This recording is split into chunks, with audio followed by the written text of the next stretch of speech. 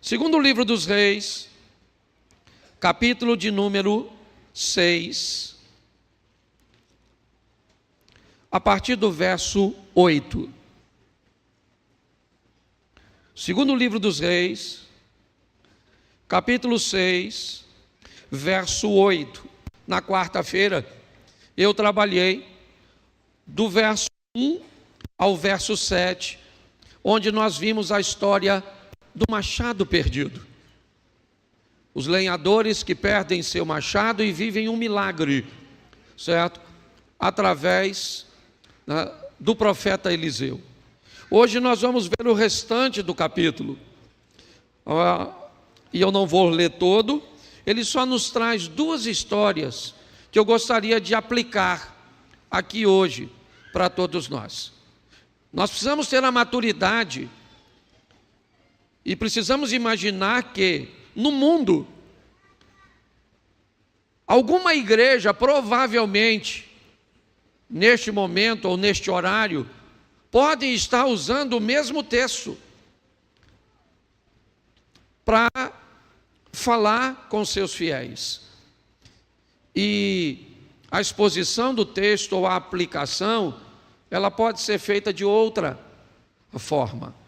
Então a Bíblia é um livro vivo, e eu preciso entender isso. Hoje, eu quero que você observe algumas coisas importantes e preocupantes nesse texto. Segundo o livro dos Reis, capítulo 6, verso 8. O rei da Síria fez guerra a Israel e, em conselho com seus oficiais, disse: em tal e tal lugar estará o meu acampamento. Mas o homem de Deus mandou dizer ao rei de Israel: guarda-te de passares por tal lugar, porque os sírios estão descendo para ali. O rei de Israel enviou tropas ao lugar que o homem de Deus lhe falara e que o tinha avisado, e assim se salvou, não uma nem duas vezes. Então, tendo se turbado com este incidente o coração do rei da Síria, chamou ele os seus servos e lhes disse: não me fareis saber quem dos nossos é pelo rei de Israel? Respondeu um dos seus servos: ninguém, ó rei, meu senhor, mas o profeta Eliseu, que está em Israel, faz saber o rei de Israel as palavras que falas na tua câmara de dormir. E disse: ide e vede onde ele está, para que eu mande prendê-lo. Foi-lhe dito: eis que está em Dotã. Feche os seus olhos. Senhor nosso Deus e Pai, em nome de Jesus, eis aqui a tua palavra.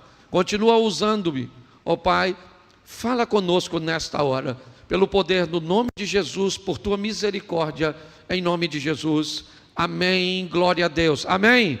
Isso. As duas histórias que eu vou passar para vocês, porque o restante do capítulo 6 se divide em duas histórias de guerra contra o mesmo inimigo, os sírios, os arameus, certo? Nós vamos olhar a partir do verso 8 e descobrir algumas coisas preocupantes. O que está acontecendo aqui? Há um planejamento de guerra da Síria em tomar Israel, certo? Pastor, por que tanta guerra? Fora as questões proféticas, naquele ambiente onde está Egito, Líbia, Arábia Saudita, Jordânia, Síria, Irã, certo? Paquistão. Israel, de fato, é a única nação que tem água em abundância. A vida gira em torno da água. É assim que funciona. Uma das primeiras coisas que as pessoas, ou que você, ao comprar um terreno, um imóvel, você deve observar é se tem água. Se tem água, como é a água neste local, certo? Se você mora em Xerém, sabe o que era a água há 20, 30 anos atrás e o que é a água hoje. Quem mora aqui no tempo de que não tinha como fechar a torneira porque estourava a carrapeta. Levanta a mão, a turma assim. Falou sua idade, certo? Ok? Hoje já não é assim, tá certo? Então a grande questão, na maioria das vezes, era o controle da água, era aquilo que descia do irmão, certo?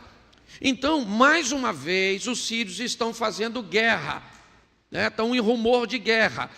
O que o rei da Síria quer é surpreender Israel numa emboscada, é somente isso. Então, o rei da Síria planeja onde é o melhor lugar de surpreender Israel, por onde eles vão entrar para pegar um exército de surpresa. Numa guerra, uma das coisas mais importantes numa guerra é a informação. A informação ela é mais importante que o material bélico, as armas de fogo. A informação ela é mais importante que a quantidade dos seus soldados. Hoje um homem pilotando um único caça pode jogar num território, certo? Uma bomba capaz de matar milhões de pessoas. É assim que funciona.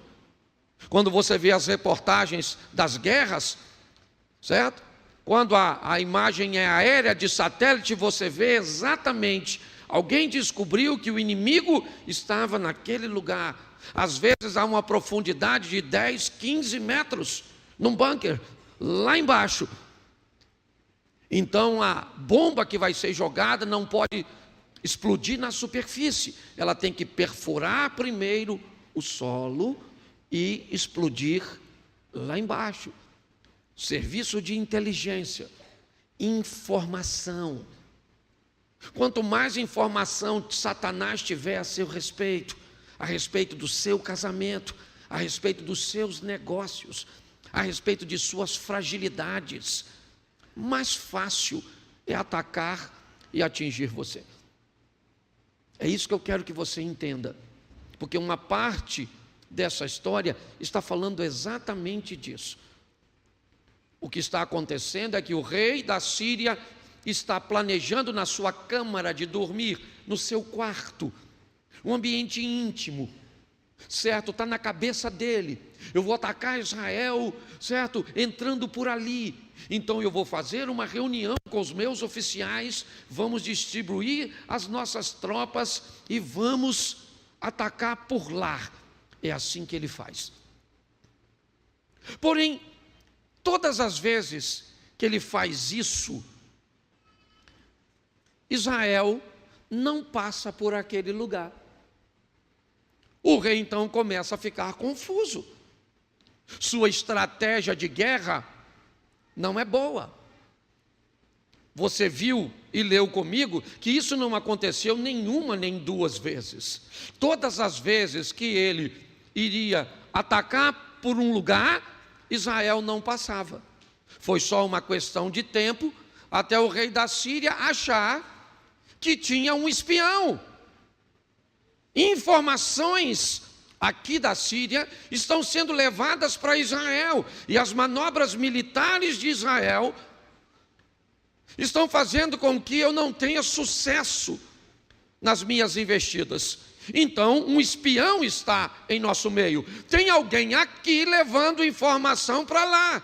O que o rei da Síria faz? Reúne seus homens de confiança e diz: vocês precisam me dizer quem de nós está levando informação para Israel.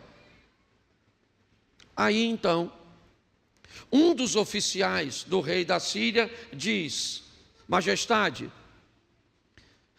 deixa eu explicar uma coisa ao senhor. Não tem nenhum espião lá não. Lá tem um profeta que tudo o que o Senhor planeja fazer no seu quarto, só o Senhor, Deus fala com ele. Parece muito bonitinho isso, mas eu quero despertar sua preocupação em alta escala agora. O Deus que você serve sabe tudinho que tu faz, que tu quer fazer. E pior, ele às vezes fala para os outros.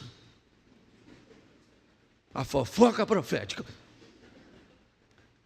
Deixa eu falar uma coisa para você, cuidado, porque esse texto diz, o que o cara planeja fazer, Deus fala com o profeta, o que indica que Deus sabe de tudinho, tudinho, tudinho.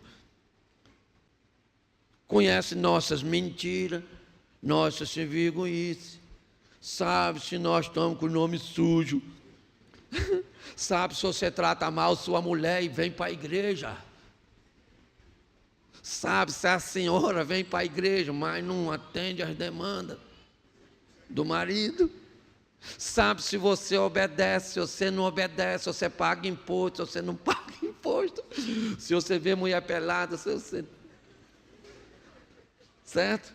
Ele sabe tudinho, tudinho. E isso é muito preocupante. Principalmente para quem está com a vida torta.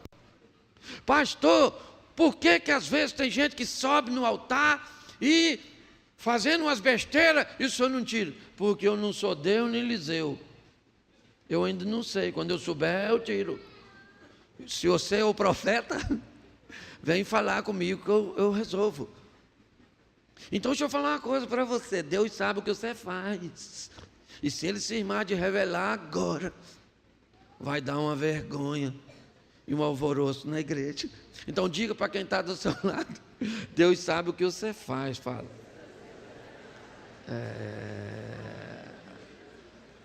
Então vamos prestar conta, né? Aqui a primeira coisa que eu quero é te chamar para essa preocupação. Saber que Deus está em todo lugar, amém? Mas olha que coisa linda. O homem diz ao rei da Síria, Senhor, não tem nenhum espião aqui, o que tem é um profeta lá. Aí eu pergunto a você, como é que esse cara sabe que tem um profeta lá? Porque não tinha espião de lá aqui, mas tinha espião, né, daqui lá. Deixa eu falar uma coisa para você, entenda isso, Deus pode te proteger. Esse primeiro texto fala de proteção. O inimigo quer atacar o povo do Senhor e Deus revela por onde o inimigo está vindo. Nós precisamos entender que se servimos a Deus, nós estamos protegidos. Quem aqui tem medo de macumba, levanta a mão. Pode levantar mesmo. Isso. Pode perder o medo hoje. Fica com medo. Aliás, se você estiver sem Deus, você não precisa nem ter medo de macumba. Você deve ter medo de quase tudo, se Deus não estiver com você. Agora, por favor, para. Esse dia eu estava falando um negócio, aí eu falei, Satanás, Satanás, Satanás e Satanás. Aí o cara falou assim, para de ficar chamando, que você fica falando e ele vem. Eu falei, nossa, que Satanás agora é muito educado, só vem se for convidado. O que atrai o mal não é o que você fala, simplesmente. É lógico que você não tem que ficar falando qualquer coisa, certo? Mas é a sua conduta. Entendeu? Então para de ter medo. Deus não é com você? Então se Deus é por nós, é assim que funciona. Certo? Deus aqui, nesses primeiros versículos que eu quero citar, ele age com proteção. O inimigo vai atacar e Deus revela. Deus revela. E agora, olha o problema. O rei descobriu que quem está dando a informação é o profeta. Então o que o rei da Síria fez? Ele poderia dizer, vai para lá e mata Eliseu, sim ou não? Mas ele é rei não é à toa, porque ele não é otário. Se tem um cara que está recebendo informação vinda do céu, que trabalha em favor de Israel, eu não quero que esse cara morra, eu quero que ele trabalhe para mim. Vai lá e captura o cara, e agora eu vou estar com um serviço de inteligência celestial. Agora vamos trazer o Eliseu. Ele está onde? Os espiões foram lá e descobriram, ele está morando lá em Dotã, ali na esquina ali da Jardim Primavera, aquela coisa. Ele está por ali, tá certo? Então, o que ele faz? De noite manda uma tropa. Aí eu fico pensando, que rei extraordinário. E olha que coisa sensacional. Quando o rei da Síria queria surpreender Israel, Deus falava com quem? Com quem? Me ajuda aí. Fala assim, com Eliseu. Fala com Eliseu.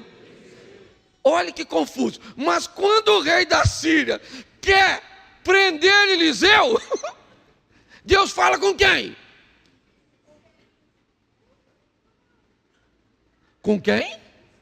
Com ninguém. Não era para Deus falar, Eliseu, vaza, maluco, que o cara veio te capturar, sim ou não? Mas Deus não fala, Deus fica quietinho. E lá vai o exército da Síria. Chegou de noite, cercou o ambiente, esperou amanhecer para não ter rota de fuga. Quando amanheceu, o Eliseu tinha um ajudante, um garoto. Fala assim, um garoto. Fala assim, um menino. Isso. Quando amanheceu, o menino que trabalhava com o Eliseu abriu a porta. Quando ele abriu a porta, o que ele viu? O exército. O menino falou, sangue do cordeiro tem poder. Agora nós estamos lascados, Eliseu. Não tem rota de fogo, está dominado. A casa caiu, maluco. Mas Eliseu é carioca. Se cair, vai cair atirando a ave, não é verdade? Eliseu, o garoto olha, quando ele vê o exército, o garoto fica doido. E começa a tremer, e fala, o que faremos? Aquela agonia toda, certo? E Deus não falou nada. Aí quem é que vem saindo? Eliseu, o garoto está tremendo na porta. Eliseu sai assim, mais ou menos. Ó. Estilo Romário. Lembra? Eu imagino ele olhando na porta assim de soldado. Ó. Sírio, tudo armadinho. Um bando de Alexandre de Moraes. Não é verdade? É assim, tudo armadinho, tudo armadinho. Aí ele bota o rosto assim. E o garoto está tremendo, sim ou não? Eliseu. E o garoto? Eliseu. E o garoto? Eliseu. Qual é a diferença do garoto para Eliseu? Qual é a diferença? Repita assim, um é um menino, o outro é um homem. Na hora da guerra, o que difere não é o inimigo, é a sua postura. Na hora da guerra, ou você se comporta como um menino, ou como um homem, ou como uma menina, ou como uma mulher de Deus. Não interessa. Vão se levantar contra o seu casamento, contra os seus filhos, contra o seu negócio, contra a sua fé, contra a sua saúde. Não interessa. O inimigo se levantou, não haja como um menino. O que faremos? E agora? Quem poderá nos defender? Não. Certo? O Eliseu está lá. Ele está com medo, você acha? Sim ou não? Sim ou não? Claro que está, um exército poderoso. E Deus não falou com ele? Eu imagino o Eliseu tremendo por dentro. E o corpo assim, Senhor, via recurso, que inimigo tem, hein? E o garoto que está comigo aqui, ele já entregou os pontos. O menino já está passando mal, esse garoto. E Eliseu está olhando. E de repente, Eliseu olha para o garoto e diz para o garoto o quê? Calma. Calma. porque mais numerosos são os que estão conosco do que os que estão com eles. Eu imagino o garoto conosco aqui dentro. Conosco é só nosco. Não tem mais ninguém, até os anjos que estavam já foram. Não é verdade? O garoto via alguma coisa, sim ou não? Porque a guerra, ela é travada em dois ambientes: o físico, material, e o emocional, espiritual. Você está entendendo? Esse ambiente emocional e espiritual é o que dá a você condições de utilizar o material. Neutralizar a sua reação é uma estratégia fortíssima do Satanás. Fazer você se desesperar. Eliseu está lá e falou: calma, garoto, mais numerosos são os que estão conosco do que os que estão com ele. Eu imagino um menino olhando. Ele está com tanto medo que já está vendo coisa. E aí Eliseu fala o quê? Senhor, fala assim: Senhor, abre os olhos dessa besta. Você gostou, né? Falou para o seu marido que está do seu lado aí, né? Senhor, abre os olhos deste menino, porque ele só não consegue enxergar porque ainda é um. Está na hora de você amadurecer e saber que o seu Deus é mais poderoso que o seu adversário. Está na hora de você saber que o seu casamento não precisa acabar, que a sua história não precisa terminar assim, porque o Deus que você serve é todo poderoso. O inimigo é forte, sim ou não? Ele é muito, sim ou não? Mas nosso Deus é maior.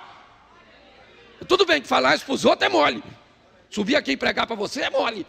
Difícil é quando eu estou enfrentando, falar: Cláudio, Deus é maior, Cláudio.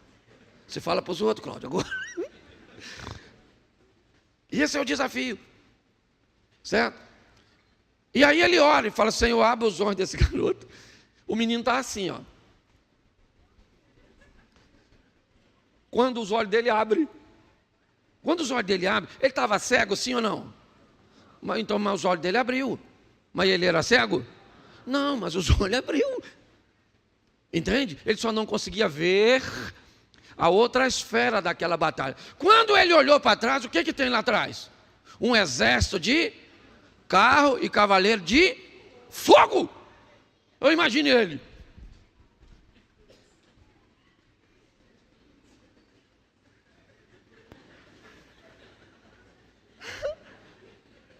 Ele estava aí já, Eliseu? Caraca, gente. Isso aí.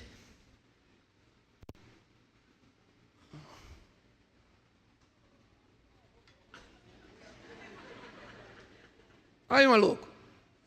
Vem. Não vinha me pegar? Eu, Eliseu? Que medo. Medo aqui não, rapaz. Aqui o negócio é doido. Pode, chega aí, cavaleiro de fogo, fica para cá, porque senão não dá tempo de você chegar. Você está conseguindo entender isso? Eu preciso que você entenda. Agora o garoto está lá, por quê? Porque ele descobriu quem é Deus. Sim ou não? O inimigo continua lá, sim ou não? O inimigo foi embora? Mas quem está lá? E ele consegue ver que Deus está lá. E se Deus está lá, não interessa o tamanho, a quantidade e o poder do inimigo. Ele é maior que tudo.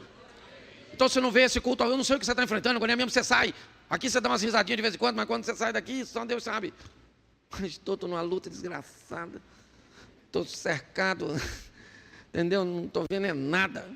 Inimigo tem com força. Luta está pegando senha para a minha vida. Tem gente vivendo isso. Eu não sou doido, eu sei que funciona. Certo? Mas eu acho sensacional. Agora, Eliseu ora: Senhor, abra os olhos do menino, sim ou não? Mas ele faz uma segunda oração: Senhor, cega esse exército. E não é cegar para eles perderem a visão, não. É cegar para eles não terem noção de onde estão. Eles continuam enxergando, eles só não conseguem mais discernir que estão, certo, no ambiente de batalha. E aí Eliseu chegou e falou assim: nem aqui não, eu vou levar vocês lá no endereço lá da sua casa. lá, o inimigo. Aí, a Bíblia conta essa história muito engraçada. Eu fico imaginando o Eliseu, que ele era baixinho, gordinho e calvo. O Geazi agora está bonito na fita. Bora, Eliseu. O exército de fogo está aí ainda, Eliseu, que eu não estou vendo mais não, hein, maluco? Quando chegou no meio, certo? Onde estava o rei de Israel, Eliseu falou com o rei de Israel: prepara uma comida e dá comida para esse exército todo. Bota esses caras. O rei falou: nada, rapaz, são nossos inimigos, nós temos que matar ele. Ele disse: vocês não vão matar ninguém, não foi você que venceu essa batalha? Então não vai matar ninguém, não mata ninguém. Deu comida, os caras comeram, certo? Quando terminou de comer, Eliseu disse: Senhor, agora abre os olhos deles. Quando eles veem, estão no meio do exército inimigo, provavelmente desarmados, desprotegidos. E agora, o que vai acontecer? Eliseu disse: ninguém mexe com nenhum soldado da Síria, pode ir embora todos vocês.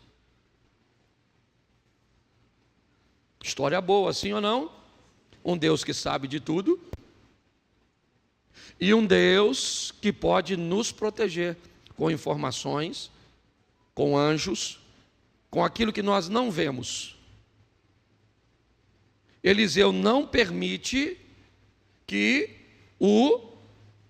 coloca para mim, por favor, o verso de número 23 do capítulo 6, e depois você coloca o 24. Capítulo 3, capítulo 6, verso 23, segundo livro dos reis, capítulo 6, eu faço questão de que você veja.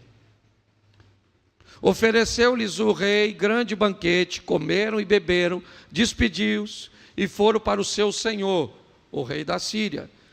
E da parte da Síria não houve mais investidas na terra de Israel. Amém? O inimigo foi vencido, sim ou não? Sim. Teve guerra? Não. Deus entrou com provisão. Ou melhor, Deus entrou com proteção. Amém? Então está certo. Não houve mais. Verso 23.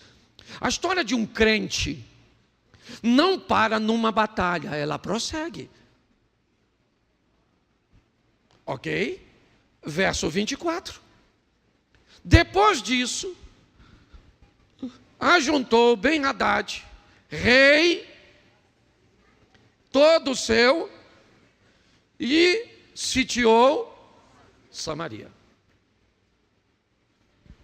Bom, você viu no 23 que não houve guerra. Sim ou não? Mas o 24 diz que o rei da Síria, aquela mesma nação, depois de um tempo, ele vai fazer guerra a Israel. Por quê? Uma boa pergunta. Será que Deus mudou? Não. Na época de Eliseu, e naquele período, o povo está seguindo um padrão de vida.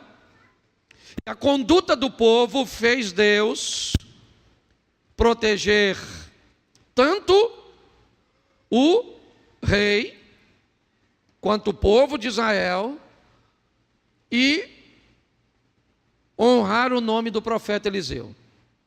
Mas agora o povo está vivendo uma vida longe de Deus. E longe de Deus, o inimigo vai voltar. Porque, na verdade, quer a Síria, o Egito, filisteus, cananeus e todos os inimigos, de uma certa forma, ele traz consigo só a representação, viu, os teólogos de plantão, do mover de Satanás, que sempre, depois de uma batalha, retira-se durante um período, mas que volta de novo para te atacar. O diabo nunca vai nos deixar. Essa é a representação. Agora, Ben-Hadad, o rei da Síria, volta com todo o seu exército, sobe e sitia Samaria. Estado de sítio é um sistema de cerco, ok? De uma forma simples. Ele não invade, tá certo? Então o que ele faz?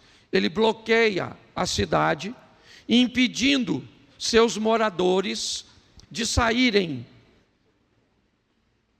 e fica aguardando os recursos de dentro acabarem. É isso que está acontecendo aqui. Ben-Hadad vai sitiar Samaria nesse período. Verso 25. Houve grande fome em Samaria, eis que a sitiaram, a ponto de se vender a cabeça de um jumento por 80 siclos de prata, e um pouco de esterco de pombas por 5 siclos de prata. Verso, vamos lá, segue aí por favor. Passando o rei de Israel pelo muro, gritou-lhe uma mulher: acode-me, ó rei, meu senhor. Vamos embora. Ele lhe disse: se o Senhor não te acode, de onde te acudirei eu? Da eira ou do lagar? Preste atenção, ele está dizendo: eu não tenho provisão. Ele sabe que o problema é fome, é isso. Mas ela continua. Perguntou-lhe o rei: o que tens? Respondeu-lhe ela: esta mulher me disse: dá-me teu filho, para que hoje o comamos, e amanhã comeremos o meu. Verso, cozemos, pois, o meu filho e o comemos. Mas dizendo-lhe eu, ao outro dia, dá-me o teu filho para que o comamos, ela o escondeu. Verso 30. Tendo o rei ouvido as palavras da mulher, rasgou as suas vestes. Quando passava pelo muro, o povo olhou e viu que trazia um pano de saco por dentro sobre a pele. Presta atenção agora. E disse o rei: assim me faça Deus o que bem lhe aprouver, se a cabeça de Eliseu, filho de Safate, lhe ficar hoje sobre os seus ombros. A guerra voltou. O inimigo está lá. Ele não invadiu, ele cercou. O sistema está montado. Eliseu está dentro do cerco e não fora. E agora o rei disse, ao ver a história da mulher: eu vou matar Eliseu. Você que está acompanhando essa história desde o começo, você é capaz de entender por que o rei quer matar Eliseu? Alguém? Porque ele poupou o exército inimigo. Na cabeça do rei da Síria, se Israel tivesse matado todos os sírios, eles não estariam agora, preste atenção, na cabeça do rei, o culpado de tudo isso é Eliseu e não o pecado. E não o desvio da conduta, não. Eles não conseguem enxergar, porque se eles observarem que o que estão enfrentando é de se afastar de Deus, e isso o coloca como responsáveis da situação, e eles não querem ser vistos como responsáveis de seu casamento estar acabando, de suas notas não estarem legais, de seu sistema econômico, financeiro não estar bem. O problema de eu não ir bem na igreja é porque o ensino não é bom, o cuidado não é bom. Eu sempre vou precisar de uma desculpa que transfira para o outro uma responsabilidade que é minha. Então ele diz, ao ouvir a história da mulher: amanhã, ou hoje, eu vou mandar cortar a cabeça de Eliseu. Bom, agora já deu para notar que o negócio está feio. Não tem comida para ninguém, e amanhã Eliseu também não vai precisar comer, porque não vai estar vivo. Enquanto a proteção estava a partir do verso 8, nós vamos ver um Deus que provê nessa história. O inimigo é o mesmo, certo? Mas coloca o verso seguinte. Vamos lá. Eu não vou mudar para o 7 não, tá bom? A história continua no 7, mas eu não vou mudar. Estava, porém, Eliseu sentado em sua casa, juntamente com os anciãos. Enviou o rei um homem de diante de si, mas antes que o mensageiro chegasse a Eliseu, disse este aos anciãos, disse Eliseu: vedes como o filho do homicida mandou tirar minha cabeça? Preste atenção. Eliseu já sabe que ele vai morrer. Ou pelo menos que o rei mandou matá-lo. Não vai resolver o problema, mas pelo menos vai tirar do rei e do povo talvez um pouco da culpa, porque a culpa foi do profeta que não matou os inimigos. Por que que o profeta não matou os inimigos? Porque um crente sem inimigo, uma pessoa sem desafio, o que ela é? O que ela é? O que é uma pessoa sem obstáculo? O que é uma pessoa sem dificuldade? Fala para mim. Fala para mim quem neste mundo é capaz de viver sem uma adversidade. Jesus disse: no mundo nós teríamos aflições. Se você é rico, se você é pobre, se você é bonito, se você é feio, se você mora num país de terceiro mundo ou de primeiro, não interessa. As dificuldades, elas vão alternar. O inimigo nunca vai ser destruído, a não ser na batalha final do Armagedon de Deus. O inimigo não foi destruído, ele continuava lá. E agora, o homem está indo até a casa de Eliseu, para levar Eliseu. É isso que ele vai fazer, ou pelo menos que ele pretende, certo? E Eliseu disse, certo? Termina a frase dizendo: olhai quando vier o mensageiro, vamos lá? Fechar-lhe a porta, empurrar-lhe com ela, porventura não venha após ele o ruído dos pés do seu Senhor? Verso de número 33, o último. Falava ele ainda com eles, quando lhe chegou o mensageiro, disse o rei: eis que este mal vem do Senhor, né? Que mais, pois esperaria eu do Senhor. Olhe bem o que está acontecendo aqui. Eu não vou entrar no capítulo 7, mas agora Eliseu está para ser preso, e ele vai ser morto. E a palavra de Eliseu é a seguinte: amanhã, a quase este tempo, haverá uma medida de farinha por um ciclo, e 2 medidas de cevada por um ciclo, à porta de Samaria. Porém, um senhor cuja mão o rei se encostava, respondeu ao homem de Deus e disse: eis que ainda que o Senhor fizesse abrir janelas nos céus, como pode acontecer uma coisa dessa? Como? O homem está perguntando: Eliseu, não há nenhuma condição de hoje não ter nada e amanhã ter tanta comida assim, a ponto do preço da comida ficar tão barata. Isso é impossível. Não há nenhuma possibilidade. Se Deus fizesse abrir janelas nos céus, isso não seria possível. Ele está certo ou está errado? Gente, ele está certo. Ele está olhando a situação por sua ótica. É isso. Ele não está errado, não.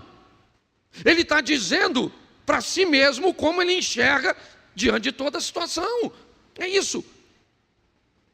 Nós precisamos aprender uma coisa que eu tenho falado bastante aqui. Ninguém enxerga as coisas como elas são. Ninguém. Você enxerga as coisas pela sua ótica. É assim que funciona.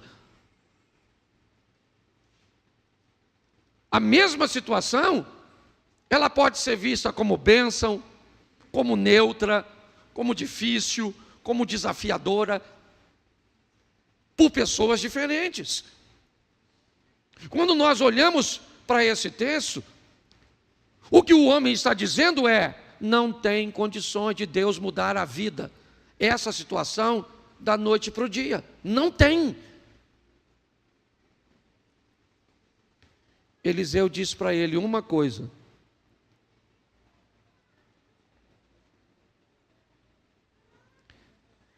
eis que você vai ver isso com os teus olhos, porém, da comida que vai estar amanhã você não vai comer. Olha o que Eliseu está dizendo. Pastor, que palavra dura é essa do profeta para o homem de confiança do rei, do homem que servia de apoio para o rei, do homem que era conselheiro do rei, o cara que aconselhava o rei, o cara que estava perto e podia exercer influência. Olha só, ele está dizendo que é impossível.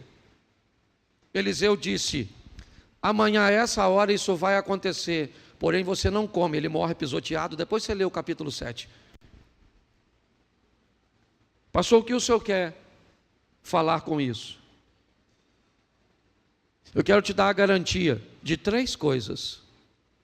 Primeiro, tudo que você faz não passa despercebido. Você pode enganar o pastor, a esposa, os pais, o patrão, os amigos. Você vai conseguir enganar quem você quiser. Você pode viver uma vida, certo, do jeito que você quiser. Isso é o livre-arbítrio. Agora, não esqueça de 2 coisas. Você tem alguém que com certeza vai te atacar e alguém que, para proteger você, vai precisar de uma postura sua. É só isso. Você precisa entender isso. Segunda coisa que você precisa entender é que quando Deus te protege, ninguém tem condições de te ferir. Quando Deus se levanta a seu favor, não interessa. Numa encruzilhada pode oferecer o sangue de uma galinha ou de um elefante. A quantidade que for. Nada pode impedir a mão de Deus de te proteger se você levar a sua vida com Deus a sério. Obrigação de controlar a vida de crente não é de pastor, é do próprio crente. É importante nós entendermos isso.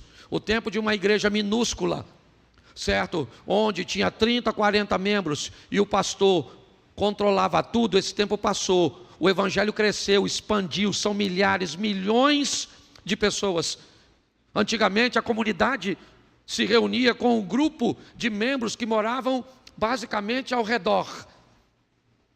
Os membros frequentavam e usavam o banheiro da própria casa pastoral. Um membro morava de um lado, o outro do outro, 1 a 2 esquinas. Hoje tem gente aqui que mora em Jardim Primavera, Campos Elíseos, Duque de Caxias, mora na Penha, mora na Barra, mora em todos os lugares. Você está entendendo? O evangelho expandiu, ele cresceu. O supervisor da sua vida tem que ser você. O direcionador da sua vida tem que ser o Espírito Santo. A base da sua vida tem que ser a palavra de Deus. Você consegue entender isso? Se você pensa de um pastor controlador, tem que fazer isso, tem que fazer aquilo, tu tem que perguntar ao pastor, você está na igreja errada. Nós temos que oferecer atenção sim, mas para as pessoas aprenderem a lidar. É assim que funciona. Porque se assim você fizer, pode se levantar sírios, assírios, egípcios, filisteus, pode se levantar um inferno. certo? Deus vai estar lá, Deus vai estar lá. Sabe o que o Satanás falou para Deus? Eu não posso tocar em Jó. Eu não posso tocar nele. Quando Deus diz, tem visto o meu servo, sabe o que o Satanás diz? Também eu não posso tocar em nada dele. E aí eu pergunto a você, o diabo não tocava em Jó por causa de Deus ou por causa de Jó? Por que Deus protegia Jó? Porque Jó era obediente. E Jó era obediente e Deus o protegia. Lembra do Tostines? Vende mais porque está sempre fresquinho, está fresquinho porque vende mais. Então é proteção, eu não sei o que você está enfrentando. Pastor, mas eu estou obediente e o Satanás, ele está entrando, esse miserável. Serviço de inteligência dos infernos. Deixa eu te falar uma coisa. Solteiro não case. Já disse o apóstolo Paulo. Por quê? Porque quando você não casa, você fica só com um demônio para tu. E você se defende sozinho. Quando você casa, aí já não é mais só você luta com o seu demônio, a mulher luta com os dois, às vezes os dois atacam um. Você está entendendo? Às vezes junta, aí você tem filho. Aí fora falar os demônios da sogra. Você está entendendo? Aí eu tô falando só dos menos perigosos. Eu não estou nem falando dos mais, assim, dos de alto nível de periculosidade. Você consegue entender? Quanto mais, se nós vamos expandir, é assim que funciona. Você ri, mas é sério, não estou desanimando ninguém para casar, não. Tá certo? Casa, você merece. Você merece receber isso. Passar por essa vida e não casar. Esse dia eu estava conversando com o padre veio falar comigo de casamento. Eu falei, reverendo, eu vou falar com o senhor tem mulher? Mas para saber o que é casamento, tem que casar? Então quer dizer que para eu saber que droga é ruim, eu tenho que usar? Falei, não, eu até respeito o senhor por essa decisão sua, muito sábia, de se manter sozinho. Mas não vem com essa não, vem com essa não. O senhor dá conselho para a mulher dos outros, quero ver o senhor dar para a sua. Aí ele fez o que você está fazendo agora, riu. Falei, vou embora, que isso aqui é um desinformado, um medroso. Você está rindo, mas é sério. Então, Deus, fala assim, Deus me protege. Isso. Pastor, mas eu não sou santo. Aqui também não é igreja católica, não. Ninguém está procurando santo aqui, não. Todo mundo tem falha, sim ou não? Isso aí. A menina ficou nervosa que tacou um negócio em mim. Tacou em mim não, tacou aqui, eu estou brincando. Tá certo? Já estou terminando, o pessoal já está querendo ir embora. Eu acho que ela não está gostando da pregação, tá ruim, Ávila. Aí ela pode me parar, já estou parando. Eu estou brincando, viu? A família aí sabe que eu sou brincalhão, deixa as crianças tranquilas. E por último, presta atenção, provisão. Sabe o que aconteceu? Os exércitos se unificaram com Ben-Hadad. Houve meio que uma coalizão para enfrentar Israel. Apesar de pequeno, o povo inimigo sabia que tinha alguma coisa em Israel que o diferenciava. Eles não entendiam muito bem isso não. Como funcionava? Era um anjo que entrava, certo? E matava os inimigos, como aconteceu com Josafá, ou como aconteceu com Ezequias, certo? Era muros que caem, era águas que se abrem. A história sempre estava na mente dos inimigos, é verdade. Mas naquele momento, naquele dia, olha só, eles estavam sitiando, o que indica que eles precisavam de provisão para passar o período que fosse necessário. Para alimentar homens, eram soldados, não eram crianças, não eram mulheres. A provisão que os exércitos levavam consigo para se manter alimentado ao redor da cidade era muito grande, porque era só homens, soldados comendo. Eles comiam muito mais do que crianças, muito mais do que mulheres. Quando eles brigam entre si, certo? Ouvindo um barulho, depois você lê no 7, eles vão embora às pressas e deixam para trás toda a comida. É isso. Uma cidade que não tinha nada hoje, amanhã tem tudo. Pastor, o que o senhor está querendo dizer? Eu estou querendo dizer que em algumas ocasiões Deus pode mudar a sua vida agora, de hoje para amanhã. Você pode dormir desempregado e acordar empregado. Você pode dormir doente e acordar são. Você pode dormir com um marido ruim e acordar com bom, o mesmo. Nesse não. Que tem gente que bebe, né, Zia? Aí dorme com uma pessoa e acorda com outra. Não é isso não, tá certo? O que eu quero é que você entenda que Deus pode fazer, porque Ele é o Todo-Poderoso. E hoje começa uma semana, o primeiro dia da semana qual é? Hoje. Então hoje começa uma semana nova, uma semana de vitória, uma semana de conquista, uma semana onde olha só, onde o inimigo vai fazer o papel dele, amém? Mas nós e Deus vamos fazer o nosso. E pronto. Então vá para casa, meu filho. Certo? Já chega em casa tomando posse. É isso aí, tudo pertence ao Senhor. Fala para o seu marido, cala a boca. Está tudo dominado. Fala com essas crianças. Fala. Toca nas coisas, fala para o mundo invisível e o visível. Então fica de pé agora. Pastor, eu queria aceitar Jesus hoje. É atrás daquele câmera lá, ó. Atrás daquela câmera tem uma sala lá para receber você. Pastor, eu não quero aceitar Jesus, só quero receber uma oração. Alguém vai orar por você. Pastor, eu quero saber mais sobre as atividades da igreja. Lá vão te informar. Se você quiser voltar para Jesus, receber Jesus, dá uma passadinha lá, depois a gente te apresenta aqui na igreja, tá certo? Normalmente o nosso modelo é esse. Está preparado para a luta? Então diga assim, que venha os sírios. Isso.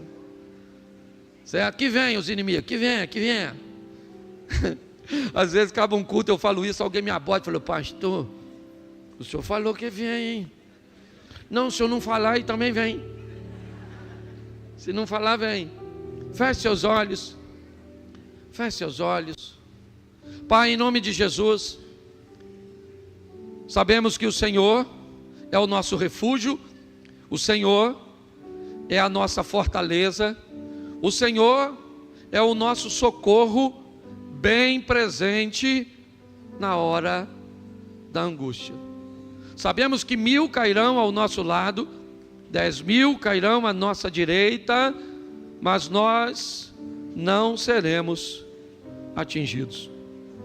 A obediência, o compromisso, a santidade, a luta contra o que queremos é grande, mas estamos prontos para nos comprometer a fazermos o que é necessário, não o que queremos, e veremos a tua proteção e a tua provisão. Eu creio que aqui vidas começam a mudar hoje, mas eu creio que vidas aqui vivem um milagre de hoje para amanhã. Que amanhã, Senhor, as portas se abram, a cura chegue, e em nome de Jesus, leva-nos aos nossos lares, guardado por tuas boas mãos poderosas. Que tenhamos uma semana de boas notícias, uma semana de bons negócios, e podemos dizer, até aqui nos ajudou o Senhor. A tua vara e o teu cajado é o que nos sustenta. Que o grande amor de Deus, o nosso Pai, a graça de nosso Senhor e Salvador Jesus Cristo e as doces consolações do Santo Espírito de Deus seja para com todo o povo do Senhor, e todos digam. Porque Jesus foi bem sucedido. A primeira foi por causa do reconhecimento que ele tinha sobre a autoridade. sobre hierarquia. A segunda era pelo conhecimento sobre o que ele desejava realizar. A terceira era o reconhecimento da missão. E quarto, era por causa das escolhas das pessoas certas. E pautado nisso, eu vou mostrar isso para você em etapas, rapidinho. Eu preciso que você entenda hoje que você pode sair daqui e dar uma volta de 180 graus na sua vida, no seu casamento, nas suas finanças. Hoje, eu ando sentindo algumas dores, alguns desconfortos. Chegou a época de fazer uma outra bateria de exames de intestino e de estômago. E todas as vezes que a gente chega perto disso, você sente uma dorzinha. E eu comecei a falar com Deus. E hoje eu falei: Senhor, tantas vezes nós pedimos para que o Senhor nos cure, mas aí eu fico pensando, Ele vai nos curar para quê? Para a gente negligenciar de novo? Ou será que está na hora de recebermos uma cura para cuidarmos da nossa saúde? Porque como o Eliezer falou aqui de uma forma muito legal, nós muitas vezes estamos correndo atrás de uma situação emergencial. Eu quero algo que resolva o meu problema momentâneo, e não é isso. Nós precisamos introduzir Deus na nossa vida para que possamos viver uma vida extraordinária. Então Jesus viveu isso primeiro, desde cedo. Ele tinha algo muito peculiar: o reconhecimento das autoridades que estavam sobre ele. Então eu vou te mostrar alguns textos para ratificar isso. Coloca para mim, por favor, Lucas capítulo 2, verso de número 51. Preste atenção. E desceu com eles, e foi para Nazaré, e era-lhes sujeito, e sua mãe guardava no coração todas essas coisas. Preste atenção.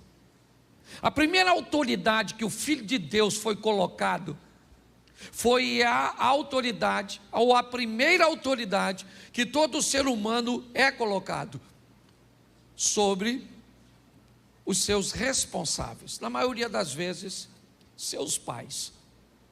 Eu quero lembrar a você que Jesus é o Filho de Deus e sabe disso. Isso nunca foi uma dúvida na cabeça dele. Mas o texto em que eu coloquei na tela, Jesus tem 12 anos de idade, ele é uma adolescente. E uma adolescente já costuma ter um comportamentozinho meio rebelde, ainda mais sendo menino, achando que é dono do seu próprio nariz. E pior, Jesus sabe que é o Filho de Deus. Tem gente que, porque é filho de político, acha que é alguma coisa, porque é filho de pai rico, já acha que foi alguma coisa. Tem gente até que acha que é filho de pastor e pode dar carteirada na igreja. Você imagine ele sendo filho de Deus. Mas olha, ele fica 3 dias, está perdido dos pais. José e Maria chegam no templo e vão logo dando uma dura nele. Ô menino, está morrendo de preocupação com você? Porque mãe é mãe, queira do filho dos outros ou do filho de Deus. Maria já chegou logo enquadrando, puxando o chinelo e falou: para casa, garoto. Ele falou: você não devia estar preocupado, eu estava aqui tratando das coisas do meu, mas não falou isso com abuso, ofendendo, não. Mas o mais interessante é que quando José e Maria botam Jesus para casa, o que ele faz? Vai. Ele poderia falar: ó, como é que fala comigo? Está pensando que eu sou quem? Filhinho seu aí qualquer? Eu sou o Jesus, o Salvador. Não, ele falou: essa aqui quem é? É minha mãe e meu, e eu reconheço a autoridade deles. Você quer se dar bem na vida? Comece reconhecendo a primeira. Ah, mas o meu pai e minha mãe. Não interessa, pode ser bom, pode ser ruim, mas foi quem está na sua vida. Às vezes é tão ruim porque você corre o risco de ser pior que eles. Então eles precisam ser ruim para melhorar você. Que tem uns pais que são ruins para melhorar os filhos. Porque olha que coisa louca. Tem filho que é filho de gente boa e fica ruim. Tem filho que é filho de gente ruim. Parece que trocaram de pai. Então aprenda uma coisa. Aprenda a reconhecer a autoridade dos seus pais, ou de quem te criou. Não interessa onde você foi criado. Eu sou da época que os mais velhos tinham que ter autoridade. Isso aí. O mais velho falou, não interessa se está certo ou está errado. Nunca perdi nada com isso. Sempre ganhei. Sou da época que o vizinho tomava conta da gente. Se o vizinho visse a gente falando besteira, o que o vizinho falava? Vou falar com o seu? Nossa! Fala não, fala não. Fala não, não vou fazer mais não. Sim ou não? E era uma época extraordinária. Hoje a turma não gosta de reconhecer a autoridade de pai. Ah, não sei se meu pai merece honra. Não interessa se honra ou se não honra. Meu pai foi, hoje eu falo mal dele porque já foi para o céu. Quando estava vivo, sentava aqui na frente. E eu falava, melhor pai do mundo. Estava mentindo não, é pela fé. Certo? Mas minha mãe está lá. Eu honro e pronto. E acabou. Não tem desse negócio não. Então eu gosto de Jesus, 12 anos de idade, o José e a Maria botaram ele para casa. E eles foram. Seu pai manda você desligar a televisão, você não liga, desliga. Manda jogar o lixo fora, não joga. Diz que vai fazer depois. Depois de quê? O que você está fazendo? Você pede um filho para fazer? Vai ali, depois. Depois de quê? O que você faz para ser depois? Depois do quê? Que Jesus voltar? Você pensa que para por aí? Não para não. Esse para mim é um negócio extraordinário. Coloca para mim Mateus 3,15. Presta atenção nesse texto.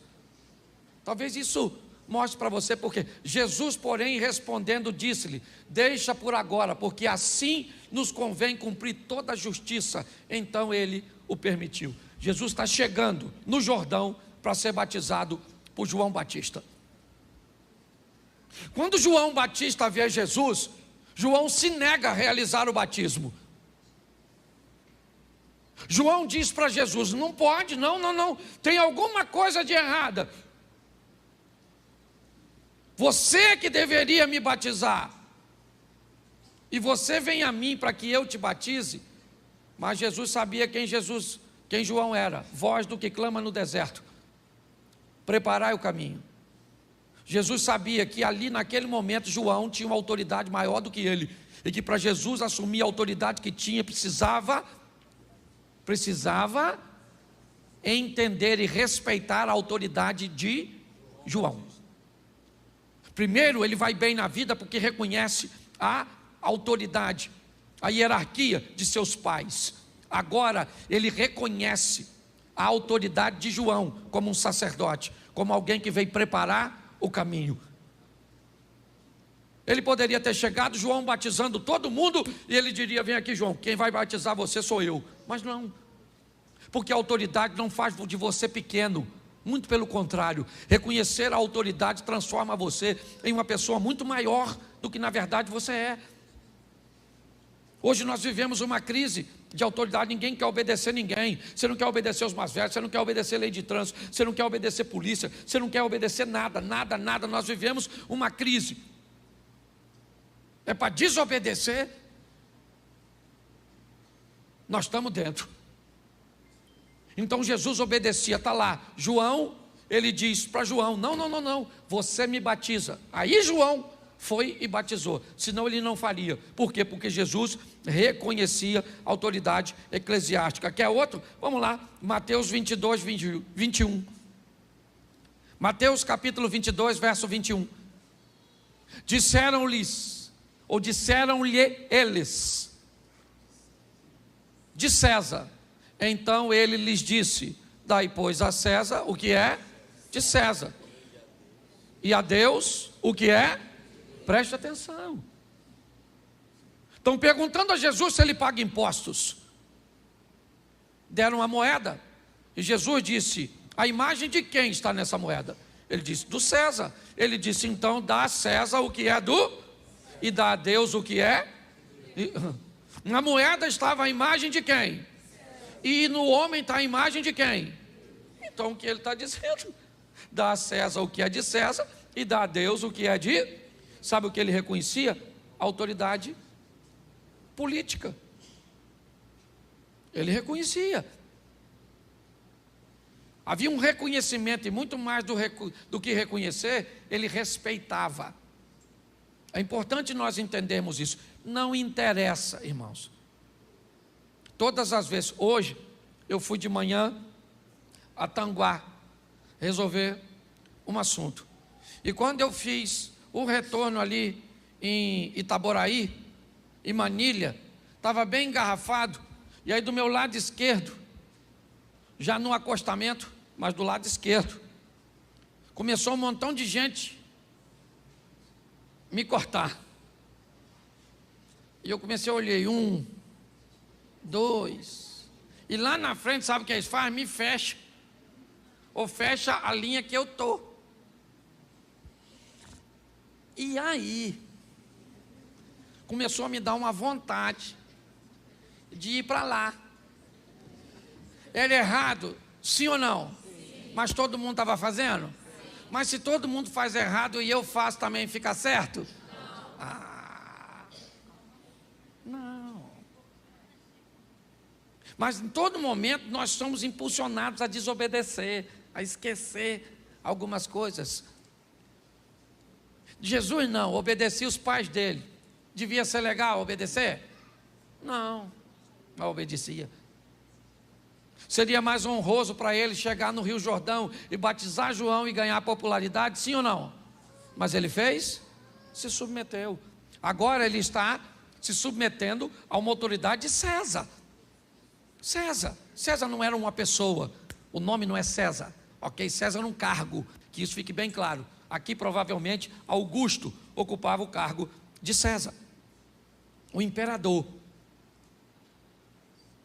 O que Jesus está mostrando é que apesar de ser a maior autoridade, ele era capaz de reconhecer a autoridade das pessoas, e era isso que fazia dele grande. É importante nós entendermos, o sucesso de Jesus vem de entender o que é uma hierarquia. Hoje talvez você não consiga entender a hierarquia do seu gerente, de alguém que está sobre você, porque tem gente que tem dificuldade de lidar com o relacionamento vertical. Basta ter alguém acima de você que você não se submete, e basta ter alguém abaixo de você que você pisa. Nós temos que aprender a lidar com isso.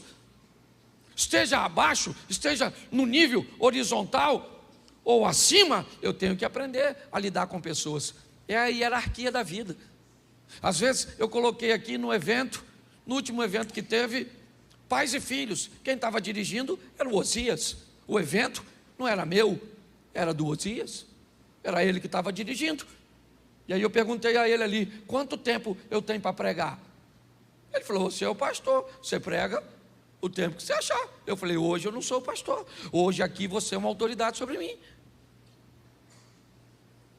Funciona desse jeito. A gente estava na marcha para Jesus. Eu queria que o pastor Silas fizesse uma coisa. Fui falar com o pastor Silas. Ele falou comigo, Cláudio, mas eu sei que tem que fazer. Eu falei, o chefe hoje sou eu ou é o senhor? Ele falou, não, o chefe é você. Eu falei, então faz. Ele fez a mesma coisa que você, sorriu e fez. Você consegue entender? Entende? Quando você reconhece a autoridade, acabou, querido. O mundo conspira a seu favor. Pare de querer desonrar. Aprenda.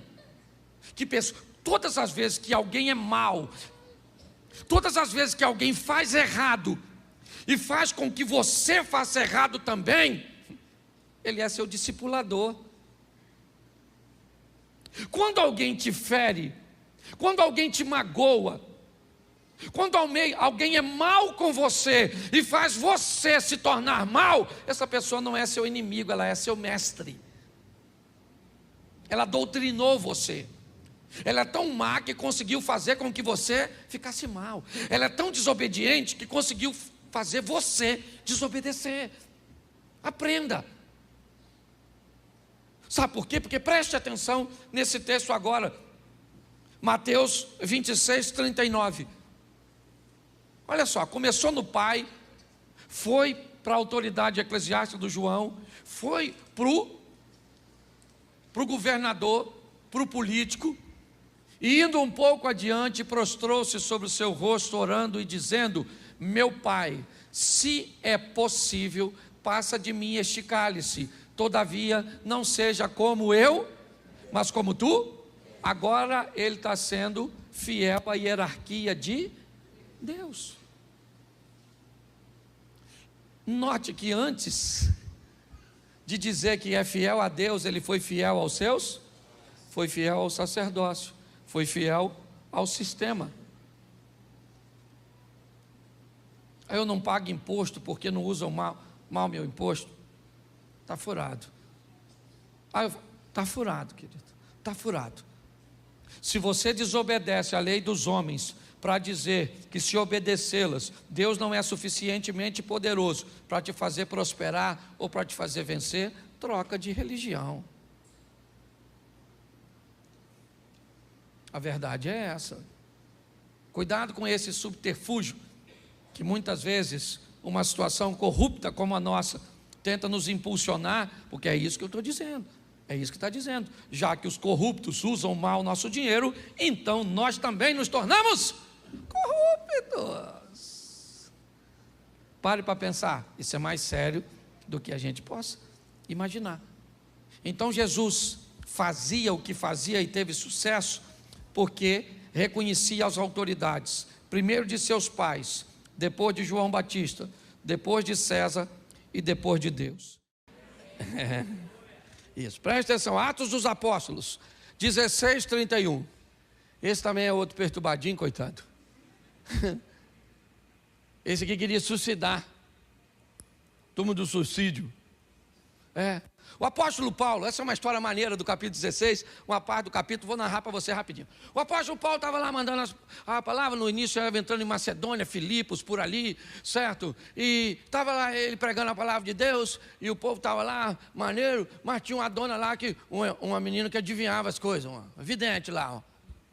Adivinhava as coisas, e tinha os caras que ganhavam dinheiro com ela, porque montaram uma estrutura para ela adivinhar. Então os caras, entravam no dinheiro com adivinhação. E Paulo está lá pregando, e ela olhava e falava: gente, escuta Paulo, porque Paulo, gente boa. Aí Paulo falou assim: pô, estou incomodado com essa dona gritando aí, ó, essa maluca aí, ó. Rapaz, tem um demônio nessa gritaria dessa mulher aí. Não estou falando que toda mulher que grita tem demônio. Mulher fala muito porque a área de fala da mulher é muito grande. O homem tem uma área de fala bem aqui assim, no finalzinho, aqui assim, ó, do tamanho de um grãozinho de feijão. A mulher tem uma área de fala, é todo lado esquerdo assim, e se faltar espaço também tem o direito todo que ela fala. Por isso que normalmente a coisa mais difícil que existe é você ver uma mulher gaga. É porque falar faz parte dela, tá certo? Foi só uma... Nem sei porque eu falei isso. Sangue de Jesus, tem nada a ver com o culto. Os teólogos de plantão morrem. Ainda bem que eu sou pastor. Tem que deixar eu pregar de novo. Escute só.